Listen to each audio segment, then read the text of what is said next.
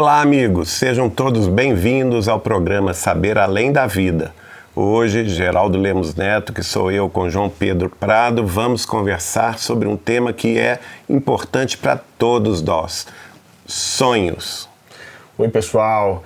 Hoje nós vamos ter essa conversa muito importante sobre esse tema que é tão significativo nas nossas vidas, os nossos sonhos. Os espíritos podem aparecer nos sonhos? Eu já sonhei com a minha avó, pouco tempo depois que ela morreu. E, assim, foi uma experiência incrível, porque ela vinha, ela me abraçava, então foi uma forma de me despedir no sonho que eu não tive na vida real. Olha aí que beleza, não é? Esse caso é um caso clássico de amor de almas queridas que retornam para conversar com os entes queridos da Terra. A nossa irmã teve a desencarnação de sua avó, que ela amava muito, e, portanto, não havia razão para romper esse laço. E certamente ela veio visitar a neta. E a maneira como que nós lembramos desse reencontro espiritual é através dos sonhos. Quando a gente dorme, o nosso corpo físico descansa, o nosso espírito é capaz de sair do corpo, embora fique ligado ao corpo, mas ele sai do corpo e faz uma viagem que nós chamamos astral, ou então um desdobramento perispiritual. E neste momento, nessas horas de sono, 5, 6, 7, 8 horas de descanso do corpo físico, nós podemos perfeitamente reencontrar os nossos entes queridos, amigos que já faleceram, e conversar com eles. Não há razão para ter medo, não é? Se são espíritos benéficos que nos amaram aqui na Terra, não há razão para a gente ter medo em relação a eles. São sempre encontros de muita felicidade, de trocas de experiências, e muitas vezes são eles que vão nos trazer as mensagens celestiais ou as mensagens do plano mais alto em favor da solução dos nossos próprios problemas aqui na face da Terra. Essa é uma questão muito interessante e vivida por muitas pessoas. E eu acho que nós devemos prestar muita atenção aos nossos sonhos, porque eles são muito significativos e importantes para as nossas vidas. Como você colocou, esses encontros são comuns e eles são reais. Agora, o ponto que eu quero chamar a atenção aqui é outro. O que acontece quando a pessoa não sonha e ela está sentindo tanta saudade de um ente que já desencarnou? Esse é um questionamento que nós recebemos muito, mesmo dentro do contexto espírita cristão. Por que eu sinto tanta saudade de alguém que eu amei muito na Terra, essa pessoa desencarnou e eu não sonho com ela, eu não vejo ela no plano espiritual? E em tudo, gente, nós precisamos confiar na sabedoria de Deus. Há um livro interessantíssimo psicografado por Chico Xavier, intitulado Entre a Terra e o Céu. E nesse livro nós temos um foco bastante especial e muito bonito sobre as mães que perderam seus filhos. E algumas delas relatando: por que não sonho com o maior amor da minha vida, que é o meu filho que desencarnou? E esse é um relato que nós ouvimos de muitas mães. Por que isso acontece, pessoal? Essas pessoas não se encontram? Não é isso que acontece. O encontro, ele acontece, mas esse registro, ele é temporariamente abafado da memória da pessoa para que quando ela acorde, ela literalmente não se lembre. Porque os espíritos nos explicam que a lembrança desse encontro, ela poderia fazer a pessoa perder o interesse na vida material.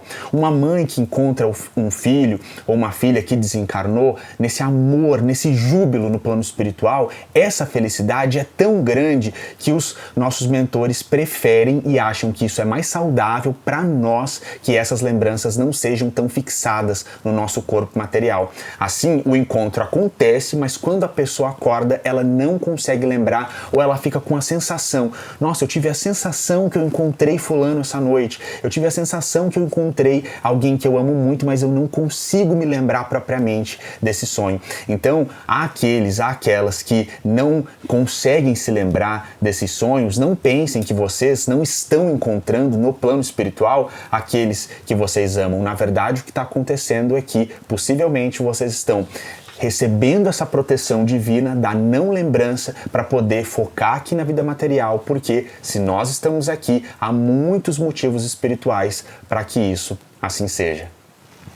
E isso, né, João Pedro, acontece porque às vezes a pessoa teria talvez até uma vontade indevida de retornar ao mundo espiritual. Exato. Caso ela aqui na Terra se lembrasse de tudo o que acontecia durante as horas de sono físico no mundo espiritual.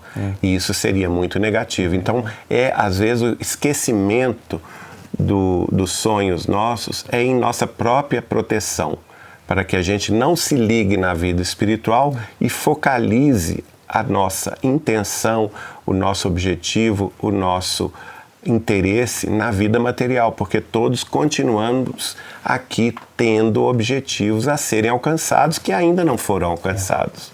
E é interessante também mencionar, pessoal, que outro processo que também ocorre, e os espíritos nos explicam sobre isso através da psicografia de Chico Xavier, é o seguinte: muitas vezes a pessoa acorda, por exemplo, com uma lembrança meio distorcida. Então, um exemplo prático para nós entendermos aqui.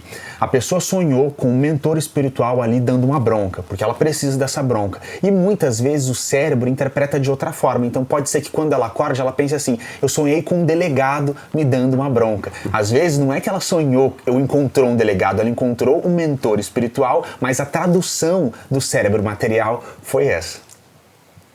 Os espíritos têm alguma interferência na nossa vida? Eu acho que o mundo espiritual está muito ligado na nossa vida. Então eles estão sempre conectados com a gente, tanto os nossos antepassados quanto os que vão vir. Eles sempre interferem na nossa vida para auxiliar a gente. Bom, essa pergunta é interessantíssima porque Kardec, na época da França do século XIX, fez essa pergunta e, através dos médiuns, os espíritos superiores responderam a ele. A pergunta se os espíritos interferiam em nossas vidas. E a resposta foi clara: sim, eles interferem nas vidas dos encarnados e muito mais do que vocês podem imaginar. Qual que é mesmo esse número de pergunta? 459. Olha aí. A pergunta 459 do Livro dos Espíritos. Então, nós sabemos que todos nós somos espíritos imortais, alguns encarnados, segundo as informações espirituais. Apenas 30% estão na Terra encarnados, então 70% estão nos planos espirituais imediatamente ligados à Terra, e há uma comunhão, há uma afinidade entre esses planos e o mundo carnal, de forma que é absolutamente normal essa interferência, porque essa interferência se dá pela força do pensamento.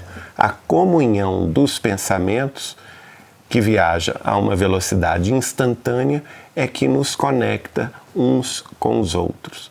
Sempre que nós nos lembramos de alguém, nós estamos nos comunicando com ela, seja consciente ou inconscientemente. E às vezes chamando a presença desses irmãos para junto de nós, acabamos sonhando com eles, que são os encontros espirituais. Pessoal, como o Geraldinho comentou, certamente os espíritos interferem e influenciam na nossa vida mais do que nós imaginamos. Quando nós nos voltamos aos textos evangélicos, eu acho que uma parte desses textos que chama muita atenção é justamente aquela em que nós vemos o Cristo lidando com espíritos impuros, com os obsessores. Na linguagem bíblica, quando Jesus está expulsando espíritos impuros. E em alguns momentos do Evangelho, a gente percebe uma legião de espíritos atormentando uma pessoa. E a própria Bíblia, nos relatos evangélicos, traz pra gente informações sobre como as pessoas obsidiadas, sobre como as pessoas que estavam ali na dependência desses espíritos em algum nível, estavam entrelaçadas com esses espíritos impuros em algum nível, tinham as suas vidas absolutamente alteradas. Nós temos muitos exemplos sobre isso no Evangelho. Inclusive, nós temos a informação sobre Maria Madalena, quando Jesus nos conta que delas haviam saído 7 espíritos malignos. Então, gente, é interessante, no contexto do espiritismo cristão, nós percebermos que, como o Geraldinho colocou, essa é uma questão natural, nós sempre estamos inseridos num contexto de troca de pensamento, o nosso pensamento sendo trocado com as pessoas que estão encarnadas e com os desencarnados, e portanto, nós precisamos vigiar a nossa conduta, os nossos pensamentos, porque certamente a todo instante nós estamos nos associando a alguém. Agora, quem é esse alguém? Isso vai depender da natureza dos nossos pensamentos. E no Espiritismo, nós compreendemos a obsessão, que é esse processo quando a pessoa já está num nível de influência de um espírito sofredor, de um espírito infeliz. Essa obsessão, se a pessoa não cuida, ela pode virar uma subjugação, um processo mais difícil dessa influência com espíritos que estão ali infelizes, e essa subjugação pode virar uma fascinação, quando esses irmãos e irmãs desencarnados tomam praticamente conta da vida dessa pessoa. E nós temos relatos sobre isso no próprio Evangelho, de pessoas que estavam ali vivendo em túmulos, em cativeiros terríveis, e o que acontece? A presença de Jesus liberta essas pessoas. Então, como é que todos nós vamos ter uma influência positiva dos espíritos nas nossas vidas? Quando nós nos voltarmos para uma atitude do fundo dos nossos corações, de acordo com os postulados do cristianismo. Kardec, no Livro dos Médiuns, quando fala conosco sobre como lidar com a obsessão, com a subjugação, com a fascinação, ele é categórico. A única forma de afastar os espíritos inferiores é aproximando os espíritos superiores, porque a luz e as trevas, elas não convivem. E é muito importante isso que o João Pedro falou, gente. Porque, lembrando do que Jesus falou, vigiai e orai para não cairdes em tentações. Cabe a nós essa vigilância do nosso pensamento, do nosso sentimento, para que a gente não atraia naturalmente esses espíritos que estão, infelizmente, ainda muito desviados do bem ou adiados na compreensão plena da vida espiritual. E por isso temos que também ter uma atitude de oração. A oração sempre nos protege, ela sempre nos dá forças novas, porque do contrário desses casos que o João Pedro tratou, quando a gente ora, a gente também está movimentando as nossas forças da alma. A gente só que elas estão sendo dirigidas para o mundo mais alto, para o mundo superior. Quando a gente busca, disse Jesus, nós acharemos a vida mais alta. Quando a gente bate a porta do plano mais alto, essa porta será aberta para nós. Quando a gente pede ajuda aos planos da vida imortal, nós receberemos essa ajuda. E a oração é disponível para todo mundo, qualquer pessoa, independentemente de idade, de condição social, de crença. Vejam bem, todas as religiões têm a prática da oração. Então, se a pessoa movimenta as forças da sua alma em direção a Deus, Deus responde. E Deus responde sempre através dos seus mensageiros, espíritos superiores, anjos de guardas, guias, mentores, familiares queridos daqueles que estão na terra orando. E esses indivíduos, pelo lado do bem, pelo lado do amor, vêm em nossa proteção. Como diferenciar um sonho comum de um sonho espiritual? O ponto do sonho, né? Se é algo que te aflige, te incomoda ou te alegra, acho que a espiritualidade, ela está nesses pontos que você consegue identificar.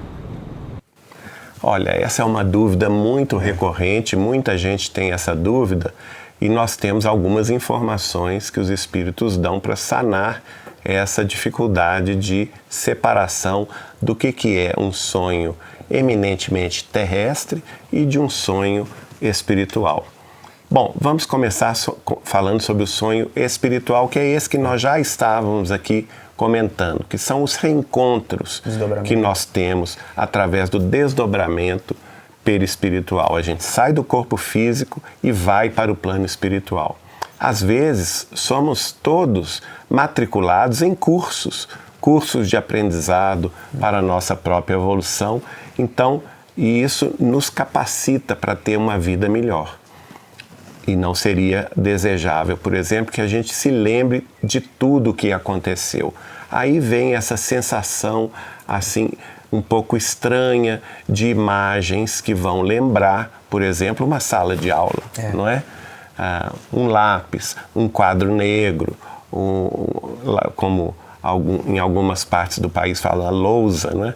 Ou então o professor dando uma aula. Então é muito importante isso. Vão aparecer imagens aparentemente desconexas, mas que a pessoa não vai registrar a integralidade daquele sonho. E esse sonho foi um sonho espiritual, só que não interpretado convenientemente no cérebro de carne física.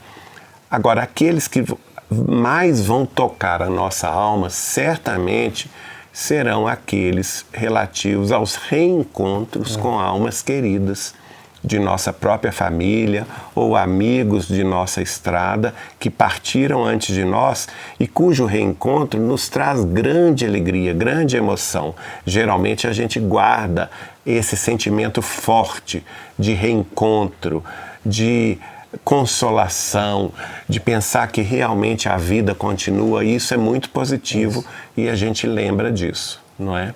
Agora, do outro ponto de vista, que são os sonhos meramente materiais, eles dizem respeito a duas coisas. A primeira, quando a pessoa está muito focada nos problemas dela. A pessoa não consegue sair do próprio umbigo, seja problema financeiro, seja problema familiar, ela está desgostosa com a vida e só pensa naquilo, não é? Ela viveu uma experiência traumática, um crime, alguma coisa que a abalou profundamente. Então, nós podemos dizer que a mente dela fica como vivendo num ciclo fechado. Ela não consegue se abrir. Então, ela mal consegue dormir, passa uma noite ruim, ela não consegue se deslocar do corpo. Então, tem pesadelos, e geralmente os pesadelos são ligados às preocupações que ela tem aqui na vida terrestre. Ou seja, isso é um sonho eminentemente ligado às preocupações materiais, não tem nada de espiritual. A outra questão são as questões emocionais. Existem sonhos que são meios de comunicação dela com ela mesma, com o eu interior delas. E geralmente são sonhos simbólicos que a psicologia vai analisar como um mecanismo de interpretação ou mecanismo simbólico em que a própria criatura enfrenta as suas realidades emotivas, as suas realidades sentimentais de uma forma mais lúdica. São também sonhos ligados à vida atual, ao que ela viveu desde a infância, a adolescência, a juventude até a maturidade, e são sonhos simbólicos e nada tem de espiritual. Pessoal, relativamente a essa diferenciação, um ponto importante a ser observado é a nitidez do sonho. E essa é uma dica prática que nós temos dos espíritos. Os sonhos que são mais nítidos, como o Geraldinho colocou, que envolvem encontros e a pessoa recorda isso com uma nitidez como se ela estivesse acordada, esse sonho pode ser de fato um desdobramento. E é importante nós ressaltarmos aqui que existe uma aptidão mediúnica nesse sentido. Em um livro psicografado por Chico Xavier, intitulado Mecanismos da Mediunidade, o espírito André Luiz vai nos explicar que algumas pessoas têm sim aptidão mediúnica, onírica, de desdobramento. Então, e o André Luiz até vai dizer que esses irmãos e irmãs devem ter muito estudo, estudar bastante a doutrina espírita, o evangelho, porque elas podem desenvolver essa aptidão de desdobramento de uma forma mais significativa.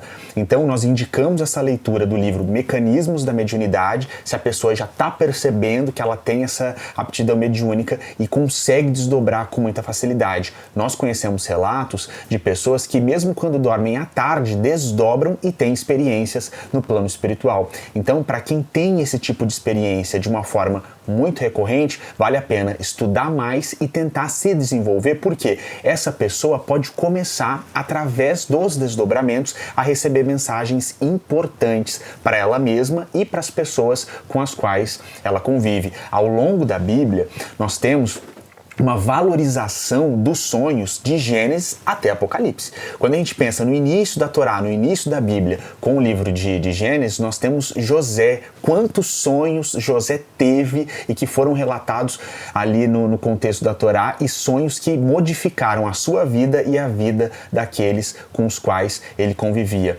Outro ícone que também tinha essa mediunidade, José, o pai material de Jesus. Se José não recebesse informações muito precisas sobre o que ele deveria fazer com Jesus e com Maria para protegê-los, possivelmente eles teriam passado por situações muito aflitivas, correndo risco de vida.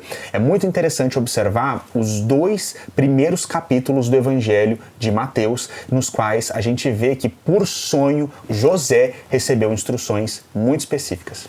E é interessante notar, né, João Pedro, que o próprio livro do Apocalipse, que é a Revelação, foi dado por Jesus ao apóstolo João Evangelista através de um sonho.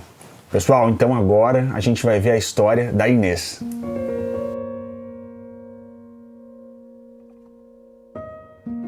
Meu esposo desencarnou em 2020, vítima de câncer. E ele, durante a sua enfermidade, ele recebeu em casa a assistência da Casa Espírita Recanto de Luz. O grupo que fazia assistência em enfermos graves ia semanalmente, um dia por semana, fazia o evangelho e aplicava um passe a ele. Uma semana após o desencarne, eu, em sonhos, eu fui levada a uma sala muito branca, e aquela sala muito branca tinha no centro uma maca, e o meu marido estava deitado naquela maca, e à volta dele vários irmãos de branco. E no momento em que eu vejo, que eu tenho a visão, esses irmãos, eles se viram para mim, apenas viram a cabeça, não falam nada, mas mostrando, né, que ali se encontrava o meu marido. Ele estava dormindo. Então eu entendi que eles estavam me mostrando que ele estava no plano espiritual, que ele tinha sido recebido pela equipe espiritual da casa espírita que o assistiu e que ele estava dormindo. Então isso me deu um conforto, né? Muito especial. E agora a minha pergunta é, ele estava dormindo, né? Uma semana depois. Aí a pergunta seria assim, quanto tempo ele teria ficado dormindo após o seu acolhimento no plano espiritual? Oi, minha irmã. Essa é uma situação bastante específica, muito interessante. E essa resposta que você procura, em termos mais categóricos, nós aqui não podemos dar. O espírito ele vai repousar a quantidade de tempo de que ele precisa. Então nós precisamos sempre, de nossa parte, considerar que um sonho como esse é um sonho muito importante, muito significativo para a sua vida, e que se você recebeu a permissão de perceber o seu marido nessa situação, se esse encontro foi permitido nesses termos, a gente entende que você deve orar por ele, deve contribuir na medida das suas possibilidades para que ele se reestabeleça no plano espiritual. Você deve continuar doando o seu amor, continuar amando o seu marido para que ele se recupere o mais rápido possível. É muito comum que espíritos que desencarnaram, independentemente da forma, precisem de algum tempo de repouso, e mesmo que esse repouso não seja propriamente num sono, esse repouso pode se dar de outras formas, até em ambientes que se parecem muito com os hospitais aqui da Terra. Agora, o foco aqui eu acho que é o seguinte: você precisa considerar esse sonho como muito importante, e todos nós aqui na Terra devemos considerar os nossos sonhos como avisos, como alertas, e jamais tomar os sonhos de uma forma sem significado, achar que eles não têm valor, porque como nós comentamos aqui no programa de hoje, na história aí da humanidade, em todo o contexto bíblico, como nós citamos José do Egito, José, o pai material de Jesus, no Atos dos Apóstolos, como o Geraldinho colocou, João ali na ilha de Patmos recebendo o Apocalipse, os nossos sonhos são muito importantes, e muitas vezes os sonhos são o instrumento, a forma, o meio que os espíritos têm para poder falar conosco. Então, levar os sonhos a sérios, isso é muito importante. Bom, conforme a nossa irmã já disse ali, da experiência dela, foi um reencontro com o marido de forma muito nítida, e isso mostra, gente, a beleza do esclarecimento consolador do Espiritismo cristão, que mostra para nós que isso é perfeitamente possível, que os laços de amor não se rompem com a desencarnação, com a morte do corpo físico. E, de fato, nós não podemos saber, conforme o João Pedro já havia dito, quanto tempo vai demorar para a pessoa dormir ou ter o seu tempo de refazimento no plano espiritual, às vezes uma internação hospitalar nas cidades do além, nas colônias espirituais que contornam toda a vida espiritual da Terra inteira. Nós não temos como saber isso, porque cada caso é um caso. E cada tipo de morte também é diferente. Então nós não podemos fazer assim uma coisa geral. Nós temos questões de desencarnações que são prematuras, nós temos questões de desencarnação em tragédias coletivas, nós temos questões, por exemplo, de pessoas que desencarnam, que morrem por acidentes, não é? E também questões naturais, pessoas que passam muito tempo doente e desencarnam mais brandamente. Então, cada caso vai variar de um para o outro, e a recepção dessas pessoas no além vai variar de acordo também com a evolução espiritual de cada qual e com o preparo que cada um deles teve antes da morte. Ou seja, o mais importante é a gente ficar pensando no nosso preparo aqui na Terra. Isso. Nós devemos nos preparar aqui na Terra para o que pode sobrevir amanhã com a nossa própria desencarnação. Então é uma questão que vai depender muito. Agora, esses encontros existem e, no seu caso, foi um encontro consolador para te dizer que seu marido estava muito bem assistido, diante de uma equipe médica e espiritual, na presença de enfermeiros amigos que estavam cuidando ali daquele sono reparador que certamente seria provisório até que ele acordasse para a vida além túmulo.